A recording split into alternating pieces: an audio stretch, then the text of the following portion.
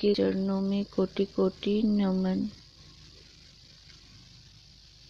श्री योग वशिष्ठ के स्थिति प्रकरण में हमारा चल रहा है कि वशिष्ठ जी राम जी को कह रहे हैं कि जो कुछ भी मैंने कहा है वो सब यथार्थ कहा है, और ये यथार्थ तुम कब जान पाओगे? जब ज्ञान दृष्टि से तुम्हारा हृदय निर्मल होगा और बोध सत्ता प्रकाशेगी। अब ये बोध सत्ता कैसे आएगी? ज्ञान के वचनों का बार बार अभ्यास करने से, मनन करने से। तब जाकर हमें ये अपने गुरुदेव का उपदेश लगता है।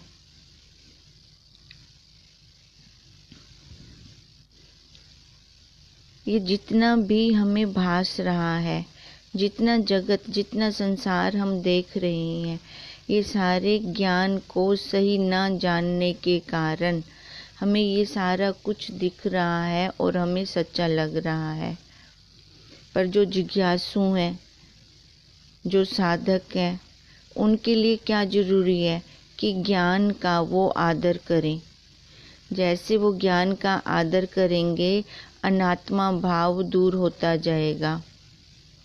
आत्मा में इच्छा आदिक कल्पना कुछ भी नहीं है। वो कैसी है? निर्दुख है, निर्द्वंद है और जगत रूप होकर स्थित हुई है और हमें वो वैसे ही भास रही है। इस प्रकार मैं तुमको विचित्र युक्ति से कहूँगा, जिससे ये जगत जो सच्चा लग रहा है वो ढीला होना शुरू हो। जो ये शरीर रूपी कपड़ा हमने इतना टाइट कर रखा है, ये ढीला होना शुरू हो।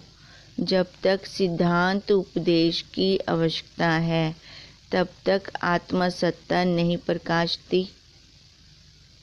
जब तक हमारी स्थिति दृढ़ नहीं होती, सही से श्रवण मनन निध्यासन नहीं होता, तब तक उस सत्ता का हमें अनुभव नहीं हो सकता।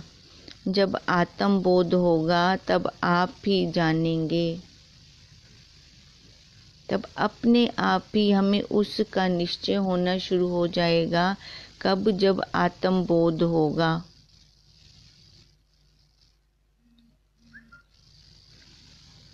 देखो, अब ये तो वो बात होगी। अब एक स्त्री प्रेग्नेंट है और वो कह रही है जब बच्चा हो तो मेरे को जगा देना। अब ऐसे ही, अब उसको जब बच्चा होगा तो वो ही सबको जगा देगी, क्योंकि उसको ही अनुभव सबसे पहले होगा। अब ऐसे ही वशिष्ठ जी भी राम जी को कह रहे हैं कि जब आपको आत्मबोध होगा तब आप अपने आप ही जान जाओगे। अज्ञान रूपी तम वाक विस्तार बिना शांत नहीं होता। ये जो हमने विपरीत संशय पाल रखे हैं, अब इन संशयों की निवृत्ति कैसे होगी? श्रवण से। अब सबसे पहले वो श्रवण, जो हम श्रवण करते हैं, वो कैसा होना चाहिए? जो जीव और ब्रह्म की एकता करवाए। और वो एकता, देखो, हम हमें पहले कह दें गुरुदेव कि तू ही ब्रह्म है, तो क्या हमें वो समझ आएगा? आ ही नहीं सकता, क्योंकि ये संसार में रचे पचे थे। अपने आप को तो हम देह वाला मान रहे हैं, अपना ये सारा घर परिवार तो हमें सच्चा लग रहा है, और गुरुदेव सामने से कहें कि तू ही ब्रह्म है, तो हम इतनी जल्दी वहाँ पर टिक नहीं पाएंगे। तो जो विपरीत भावनाएं हैं, जो विपरीत संशय हैं, जब तक वो हमारे शांत नहीं होते, ये अनात्म देह वाली वृत्तियाँ जब तक हमारी खत्म नहीं होती, तब तक ये गुरु का ज्ञान अंदर ठहर नहीं सकता। फिर गुरुदेव क्या करते हैं? युक्तियाँ देते हैं। उनकी युक्तियाँ होती हैं, फिर हमारा अनुभव होता है। उनकी युक्तियाँ लेकर हम फिर खुद अनुभव करते हैं, फिर जाकर ये अज्ञान खत्म होता है। इस कारण मैं तुमको अनेक युक्तियों से कहूँगा, जब तक सिद्धांत उपदेश का अवकाश है। हे राम जी, शुद्ध आत्म सत्ता के आश्रय जो संवेदना भास फूटता है, उसी का नाम अविद्या है। अब जितना भी हम अज्ञान ले रहे हैं, तो वो किसकी सत्ता से ले रहे हैं? वो अज्ञान कैसे, हम अज्ञान का भी तो ज्ञान है ना हमें, तो उसके पीछे भी तो वो आधार क्या है? आत्मा। अगर वो आत्मा ही ना हो तो मुर्दा ज्ञान ले ले। अब देखो, जो ये शुद्ध आत्म सत्ता के आश्रय ही तो ये सारा कुछ, चाहे वो ज्ञान है चाहे अज्ञान है, पीछे कोई आधार है, तभी तो हमें भ्रांति हो रही है। अगर वो रस्सी ही ना हो तो हमें सांप की भ्रांति भी नहीं होगी। इसलिए वशिष्ठ जी कह रहे हैं, शुद्ध आत्म सत्ता के आश्रय जो संवेदना भास फूटता है, उसी का नाम ही, क्योंकि ये भास फूट रहा है ना हमें, हम सही ढंग से तो नहीं देख रहे। आत्मा जब वृत्ति पर आरूढ़ होकर विषय देश में जाती है, तो उस आवरण को भंग नहीं कर पाती। कौन सा आवरण आ जाता है? माया का। अब माया वाले आवरण को जब भंग नहीं कर पाती, तो इसी का नाम ही अविद्या है। जो जैसा है हम उसको यथार्थ नहीं देख पा रहे, माया के सहित उसको हम देख रहे हैं, ये सबसे बड़ी अविद्या है। और ये कैसे हो रहा है? फुर्नों के कारण, संवेदनाओं के कारण। वह दो रूप रखती है, एक उत्तम और दूसरा मलिन। कौन दो रूप रखती है? माया, अविद्या। जो स्पंदन कला अविद्या के नाश निमित्त प्रवृत्ति है, वह उत्तम है, और विद्या भी उसी का नाम ही है। जो वृत्ति हमारी माया को अच्छेदन कर दे। अब देखो, ये वृत्ति कैसे जा रही है? आत्मा पे आरूढ़ होकर। वो आत्मा, वो साक्षी है, तभी तो ये वृत्ति बाहर जा रही है। कहाँ? विषय देश में। और किसके द्वारा? नेत्रों के द्वारा वो सारा कुछ देख रही है। पर उस आवरण को अगर वो भंग कर देती है, तोड़ देती है, तो वो कौन सी वृत्ति है? उत्तम। और उसी उत्तम वृत्ति को ही विद्या कहते हैं, उसी को ही विद्या का नाम दिया गया है। और सब दुख वो नाश करती है। और जो संसार की ओर फुरती है, वह अविद्या है। यही जो संसार की ओर हमारी वृत्ति जाती है। अब संसार की ओर हमारी वृत्ति जाएगी तो वहाँ पे क्या आएगा? राग और द्वेष आएगा। और यही राग द्वेष हमारे कर्म आगे बनाता जाता है, उससे हमें पता ही नहीं चलता। पहले भी ये हम कर्मों का ही भुगतान करके बैठे हैं, ये कर्मों का भुगतान कर रही हैं, तभी वैसी हमारी प्रारब्ध है। पहली बनी प्रारब्ध, पीछे बना शरीर। प्रारब्ध के अनुसार ये शरीर हमें प्राप्त हुआ है। पहले भी हम वही कर्मों का भुगतान कर रहे हैं। अब वही अगर हमारी वृत्ति फिर से वही संसार में जा रही है, तो हम मनुष्य जन्म लेकर भी कोई विशेष काम नहीं कर रहे। इस अविद्या के कारण फिर अपने आप को कर्तापन के बोझ से इतना दब देते हैं, इतना दबा देते हैं कि अगर मैं नहीं करूँगा तो कौन करेगा। ये उल्टा ज्ञान ये अंदर बैठता जाता है। वो भूल जाते हैं कि हमारी प्रारब्ध पहले बनी पड़ी है, जितना मेरी प्रारब्ध में है उतना ही मेरे को मिलेगा, उससे ज़्यादा मेरे को नहीं मिल सकता। वो भूल जाते हैं, फिर अपने को कर्ता मान लेते हैं। मैं करूँगा तभी तो आएगा, तभी तो ये पालना होगी। अब इसलिए तो हमें ये सारे दुख लगते हैं। इसलिए वशिष्ठ जी कह रहे हैं, जो विद्या भी उसी का नाम ही है। कौन सी विद्या? जो हम संसार की तरफ लेकर चलते हैं अपनी भावनाओं को। जो संसार की ओर फुर्ती है वही अज्ञान है, अर्थात आत्मा की ओर फुर्ती है तो वो ज्ञान है।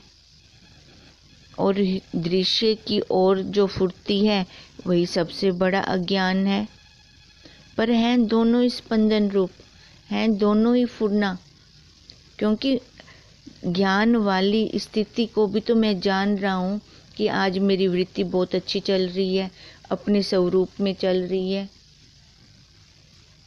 ये भी तो जानने में आ रही है। और आज मेरी वृत्ति बाहर जा रही है, मैं बैठी तो आसन पे हूँ माला करने के लिए, पर मेरा ध्यान ही नहीं लग रहा। वो बाहर संसार के संस्कार बार बार आगे आ रहे हैं, अपना जाप चल ही नहीं रहा, अपना सिमरन हो ही नहीं रहा। वो भी वृत्ति, ज्ञान वाली भी वृत्ति है, अज्ञान वाली भी वृत्ति है। इन दोनों से हमें ऊपर उठना है। वो चौथी अटारी, जहाँ पर मैंने तीनों को देखा, तीनों अवस्थाओं को देखा, जागृत सुषुप्ति, जागृत स्वप्न सुषुप्ति। जहाँ मैं तीनों अवस्थाओं को देख रही हूँ, तो कहाँ देखूंगी? अगर मैं चौथी अटारी पे होंगी तभी ये तीनों मंजिल मेरे को दिखाई देंगी। अब चौथी अटारी कौन सी थी? तुर्यावस्था। वहाँ पर मैं ऊपर खड़ी होकर सबको आते जाते देख रही हूँ। हैं ये दोनों ही फुरने, चाहे वो ज्ञान वाला हो चाहे अज्ञान वाला हो। अज्ञान वाले से ज्ञान वाला फिर भी अच्छा है, वो फिर भी हमें अपने स्वरूप की तरफ ला रहा है। इससे अविद्या का नाश करें। अविद्या मतलब माया। माया भी पूरा बल रखती है। खाली कहने से, श्रवण करने से या सुनने से अविद्या का नाश नहीं हो जाएगा। उसके लिए हमें क्या करना पड़ेगा? वैसा मनन भी करना पड़ेगा। अब मनन करने के लिए पहले अपने आप को एकांत में रखना बहुत जरूरी है। क्योंकि ये जीव कैसा है, बाहर से ये संस्कार तो उठा लाता है। खाली 10 मिनट का वो रास्ता भी तय कर ले, अपने घर से 10 मिनट आगे चला जाए, तो बिन बुलाए कितने संस्कार वो अर्जित करके आ जाएगा, खाली नहीं आएगा। फिर उन संस्कारों को उसको काटना नहीं आता। अब जब वो संस्कार काट ही नहीं पा रहा, तो उसका आगे फिर वृत्ति कैसे चलेगी? आसन पे बैठ के वो ध्यान समाधि कैसे कर सकेगा? अपनी वृत्तियों को जो बाहर बिखेर के आया है वो कैसे समेटेगा? तो इसलिए एकांत का सहारा, क्योंकि अपने अंदर ये बल नहीं है ना कि हम जो जहाँ जाए वहां से खाली हाथ लौटें। ये मन कैमरा बन जाता है, जहाँ भी जाता है फोटो खींच के रख लेते हैं अपने अंदर। जबकि गुरुदेव कहते हैं हम कैसे बने? दर्पण की तरह, जो सामने आए वही देखें, उसके बाद भूल जाए। अब दर्पण उसको लेके नहीं बैठा रहता, उन संस्कारों को, पर ये मन कैमरा बन जाता है हर जगह, जहाँ पे भी जाता है। फिर वो संस्कार अंदर भर के ले आता है। अगर ऐसे ये संस्कार भरते रह गए तो हमारा निवारण कैसे होगा? इन फुरनों से खाली कैसे होंगे?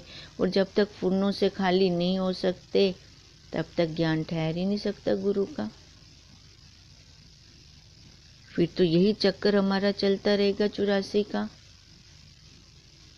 अब तो लगे अति हो गई, बस अब मेरे को और जन्म नहीं लेना। ये कैसे लगेगा? जब वो अंतःकरण रूपी बर्तन हमारा शुद्ध होगा, शुद्ध वो कर्म कांड से होगा।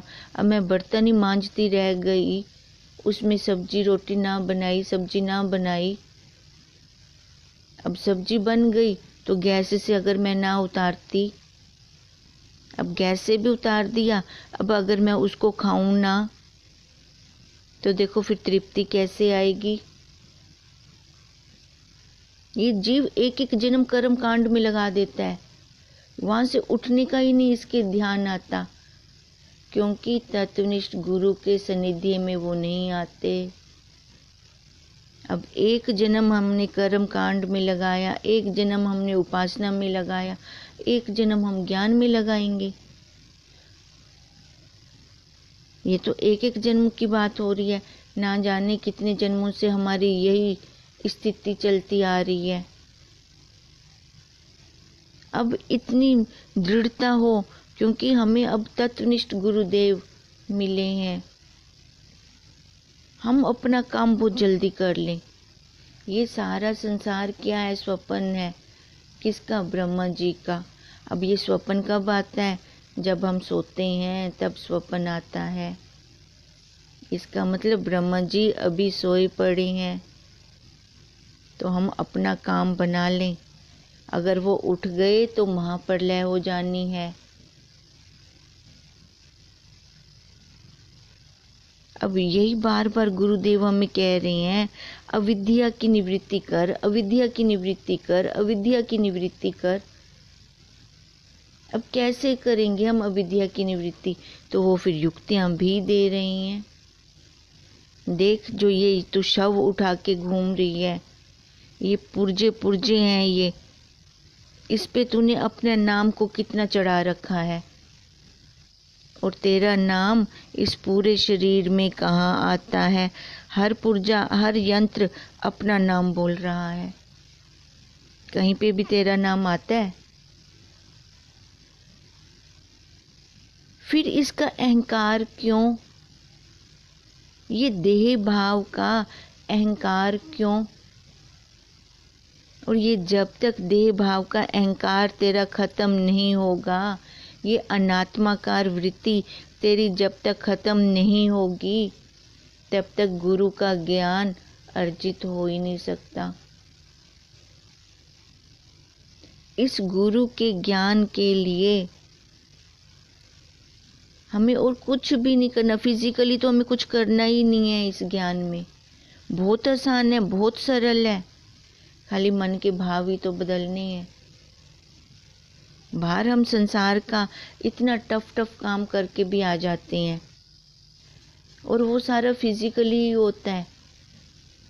वहाँ हमें मुसीबत नहीं लगती, क्योंकि इस जीव को करने की आदत पड़ चुकी है। और अष्टवक्र गीता में अष्टवक्र जी ने तो यहाँ तक भी कह दिया है कि हर जन्म में अपने आप को कर्म कर करके इस जीव ने इतना थका दिया कि सबसे पहले तो उसने बोझा उठा लिया अपने ऊपर कर्तापन का, और कर्तापन के बोझे से वो इतना दब गया, इतना थक गया। फिर इसने अपने आप को करने वाला मानता गया, और क्रिया होती है फिजिकली, शरीर से होती है। कर करके ये थक जाता है, फिर सो जाता है। आसन पे बैठेगा, नींद आनी शुरू हो जाएगी। क्यों होता है ये ऐसा? क्योंकि आज तक उसने क्रिया की है। अब वो इधर भी आता है, ज्ञान की तरफ भी मुड़ता है, तो यहाँ पे भी कर्म कांड में फंस जाता है। यहाँ पर भी उसको फिर क्या लगने लग जाता है कि मैं कुछ करूँगा, कर्म करूँगा, मंदिर जाऊँगा, गुरुद्वारे जाऊँगा, फिर बैठ के माला करूँगा, तप करूँगा, फिर जाके मेरे को ये ज्ञान अर्जित होगा। नहीं तो हो नहीं सकता। चलो, वो ऐसे भी सोचता है तो फिर भी ठीक है, उसका कर्म कांड का रास्ता क्लियर होगा, तभी तो अंतःकरण शुद्ध होगा। अंतःकरण शुद्ध होगा तभी तो ये गुरु का ज्ञान अर्जित होगा। पर इस बात का भी ध्यान रखना है कि बर्तन ही ना साफ करते रह जाएं। अब एक सीढ़ी के बाद दूसरी सीढ़ी के ऊपर पैर रखते हैं, तभी तो छत पे पहुंचते हैं। नीचे वाला पैर तो उठाना जरूरी है। अगर वो पैर ही हम ना उठाएं, छत पे कैसे पहुंचेंगे? एक बार अगर तत्वनिष्ठ गुरुदेव हमें मिल जाते हैं, जो युक्तियां दे कर अलग कर देते हैं, हमारी हंस दृष्टि बना देते हैं, तो उसके बाद पीछे मुड़ के नहीं देखना। ये संसारी आवाजें लगा रही हैं, माया इतनी जल्दी नहीं जाने देती, अपना पूरा शिकंजा रखती है। कभी कोई रूप बना के आगे आती है तो कभी कोई रूप बनाकर आगे आती है। वो इतनी जल्दी छोड़ देगी? पॉसिबल ही नहीं है। पर ये साधक के अंदर अपनी जिज्ञासा हो, अपनी तड़प हो। जब पानी 100 डिग्री पर वाष्पीभूत होता है, 100 डिग्री पर वो उबलता है, फिर जाके वो वाष्पीभूत होना शुरू हो जाता है। ऐसे ये जिज्ञासु, ये साधक 100 डिग्री पे उबल रहा हो कि मेरे को अब छूटना है, मेरे को इस संसार से छूटना है, फिर जाकर वो देखना शुरू करेगा। इसलिए कहते हैं पहले ये मेरा क्वेश्चन तो बने। अगर ये मेरा प्रश्न होगा तो आंसर भी मेरे को ही समझ में आएगा। चाहे 10 लोग बैठे हैं, गुरुदेव अमृत वर्षा कर रही हैं, अब 10 के बीच में जिनका ये अपना क्वेश्चन होगा, 1 का या 2 का या 3 का, उन्हीं को वो आंसर समझ में आ रहा होगा, और दूसरे तो वैसे बैठे होंगे, उनके अंदर कुछ जा नहीं रहा होगा। पहले खुद के अंदर ये धारणा बने कि मेरे को फर्स्ट आना है क्लास में, तभी वो टीचर का आंसर ध्यान से सुनेगा। अभी खुद के अंदर से ये वृत्ति चले कि ये मेरा लास्ट जन्म है, मेरे को अब दोबारा दूसरा जन्म नहीं लेना। तो यहीं पर ही सबसे पहले बंधन जो हमने अपने चारों तरफ से, देखो जब ये जीव खड़ा होता है ना, अभी पूरा ज्ञान में नहीं उतरा होता, ना तो पूरा अज्ञानी होता है और ना ही पूरा ज्ञानी होता है। उस टाइम इसको क्या लग रहा होता है कि मेरे चारों तरफ से बंधन है, बंधन है, बंधन है। वो रस्सियाँ, एक एक रस्सियाँ, बीच में खुद खड़ा है और चारों तरफ से इसको रस्सियाँ लगी पड़ी हैं। और ये रस्सियाँ कौन सी है? मैं मेरे वाली, उपाधियाँ वाली, माँ की, पत्नी की, बहन की, चाची की, दादी की, नानी की, ये सारी रस्सियाँ खींच रही हैं उसको अपनी तरफ। अब वो छूटना चाह रहा है तो क्या करेगा? पहले ये सारी उपाधियाँ काट देगा। मैं किसी की नहीं, मेरा कोई नहीं। पहले ये सारी रस्सियाँ अपनी ढीली करेगा, खोलेगा इन रस्सियों को। अपने अंदर इतना बल नहीं होता। गुरुदेव के महावाक्य रूपी कैंची से इन अज्ञान रूपी रस्सियों को अगर हम काटते जाते हैं, जिन्होंने हमें बांध रखा था, जकड़ रखा था, फिर उसके बाद हमारा कदम आगे बढ़ेगा। ऐसा ना हो कि आगे जाएं और वो पीछे से आवाजें मारें। अब यहाँ पर अपनी दृढ़ता चाहिए। ये दृढ़ता जब तक अपने अंदर खुद को नहीं आएगी, तब तक ये अविद्या का नाश नहीं हो सकता। ये अज्ञान वाले संस्कार खत्म नहीं होंगे। और गुरु का ज्ञान कैसे आएगा? बर्तन पहले भरा पड़ा है, उसमें हम और सामग्री कैसे डालें? ये और सामग्री डालने के लिए बर्तन साफ कर दिया, उसके बाद आगे भी प्रक्रिया करें। ये ना वो बर्तन साफ ही करते रह जाएं। इसलिए कह रहे हैं वशिष्ठ जी भी राम जी को कि सब दुख ये नाश करती है। कौन? विद्या, ये ज्ञान, ब्रह्म विद्या। और जो संसार की ओर हमारे फुरने जाते हैं वो सारी अविद्या है। अर्थात आत्मा की ओर जो फुरती है सो विद्या, और जो दृश्य की ओर फुरती है वो है अविद्या। यही अविद्या है कि हम रस्सियों में जकड़े पड़े हैं। अब अपने आप को यहाँ से बाहर निकालें। हैं ये दोनों ही फुरने, इन दोनों को देखने वाले बन जाएं, इससे अविद्या का नाश करें।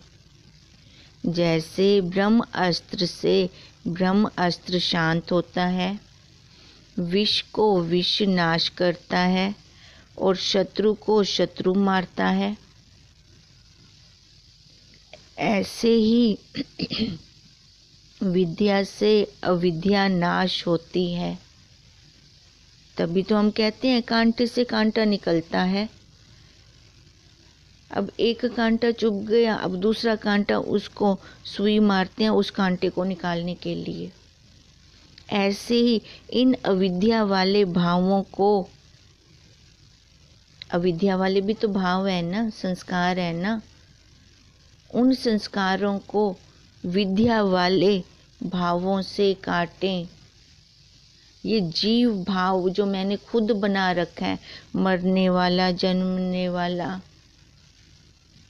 माँ वाला, पत्नी वाला, दादा वाला, चाचा वाला, ये खुद बनाया है ये हमने। अब इस भाव को कैसे काटेंगे कि मैं ब्रह्म हूँ, वो भाव को इस भाव से काटेंगे। उन भावों से ये वाला भाव बहुत अच्छा है कि मैं ब्रह्म हूँ, मैं परमात्मा हूँ, मैं आत्मा हूँ। अपने आप को पहले आत्मा तो जाने।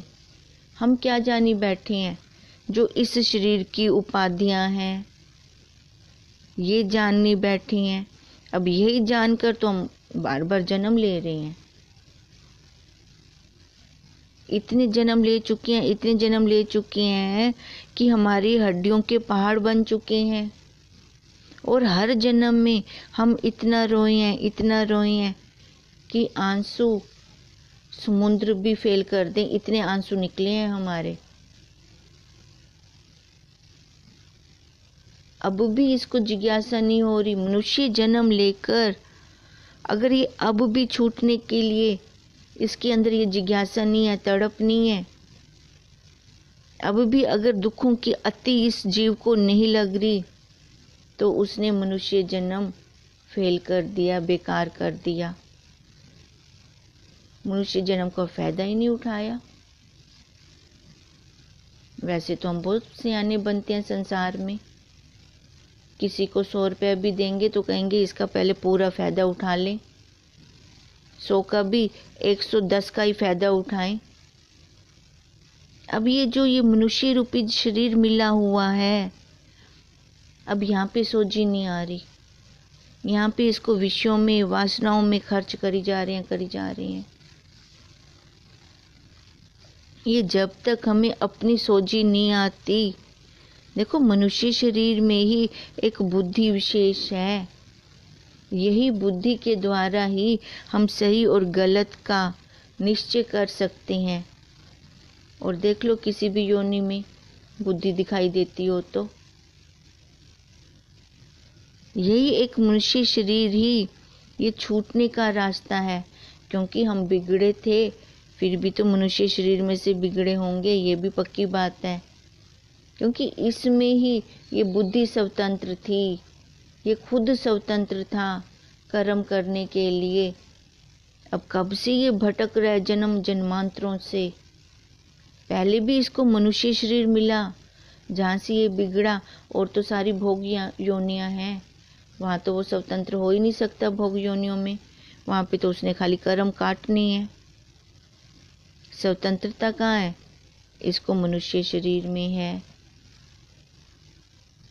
मनुष्य शरीर में ही ये स्वतंत्र है, अच्छे कर्म करे चाहे बुरे कर्म करे।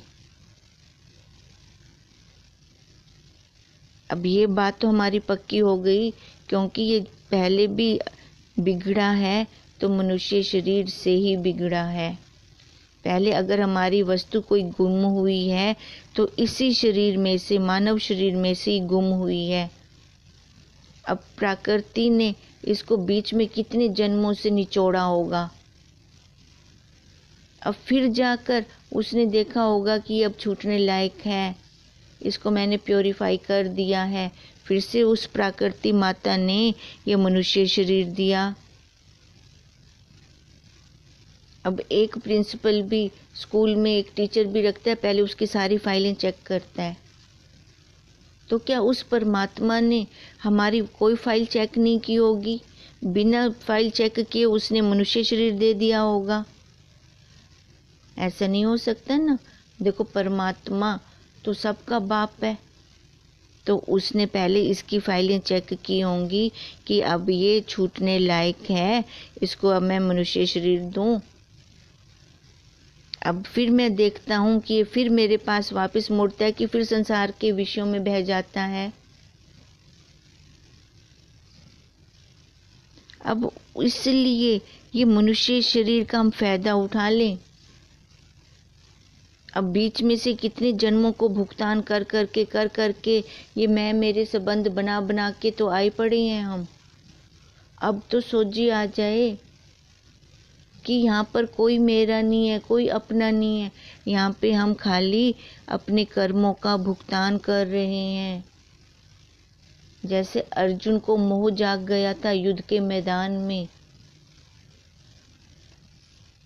और वहीं पर ही कृष्ण जी ने उपदेश दिया। तो अर्जुन कितना सत्पात्र था कि दोनों साइडों पे इतना रश था, इतनी भीड़ थी, और बीच में वो ज्ञान ले रहा है।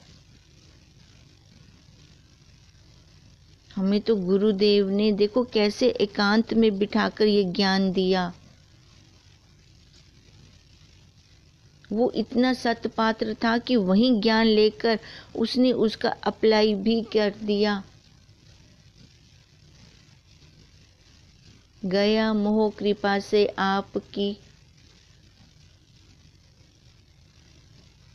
हमारे आगे तो वैसी परिस्थितियां नहीं है जैसे अर्जुन के आगे थी, पर बात यह है कि हम सत्पात्र हैं कि नहीं, हम सत शिष्य हैं कि नहीं, हमें भी वो जिज्ञासा छूटने की है कि नहीं। अब इसलिए वशिष्ठ जी भी कह रहे हैं, इस विद्या को अविद्या से नाश करें, विद्या से अविद्या को नाश करें। इन भावों को भावों से ही काटें। कौन से भाव? संसार वाले भाव। संसार वाले भावों को, जीव वाले भावों को ब्रह्म वाले भावों से काटें, तभी हमारी ये अविद्या नाश होगी। इसी प्रकार तुम भी इनको नाश करो, तब सुखी होवोगे। इसके अलावा सुखी होने का हमारे पास कोई दूसरा रास्ता है ही नहीं। विचार से जब इसका नाश होता है तब जानी नहीं जाती कि ये कहाँ गई। देखो, विचार से ही इसका नाश कर पाएंगे, तभी हम कहते हैं ये हमारी विचार की क्लास है। क्योंकि जब तक मैं छूटना नहीं चाह रही, मेरे अंदर ये विचार ही नहीं आ रहा, मेरा क्वेश्चन ही नहीं बन रहा, तब तक मैं आगे कैसे चलूँगी? मैं आगे चल ही नहीं पाऊँगी। विचार करूँगी ना, आज तक तूने खा खा के देख लिया, भोग भोग के देख लिया, क्या मिला? तेरी ये दुख संताप शोक खत्म हो गए? तभी तक गुरुदेव कहते हैं, अगर 50 साल की आयु तक आते आते ये संसार हमें फीका नहीं लगता, तब तक हमने मनुष्य जन्म का सही ढंग से इस्तेमाल नहीं किया। वो हमने विषयों में ही व्यतीत किया मनुष्य जन्म को। तो उसमें क्या हुआ? विषय इच्छाएं वासनाएं तो वैसे बनी रह जाएंगी, ये शरीर व्यतीत हो जाएगा। तो इसलिए हमें बार बार विचार करना चाहिए कि मनुष्य शरीर लेकर भी हम क्या कर रहे हैं। हरि ओम तत्सत, हरि ओम तत्सत, हरि ओम तत्सत।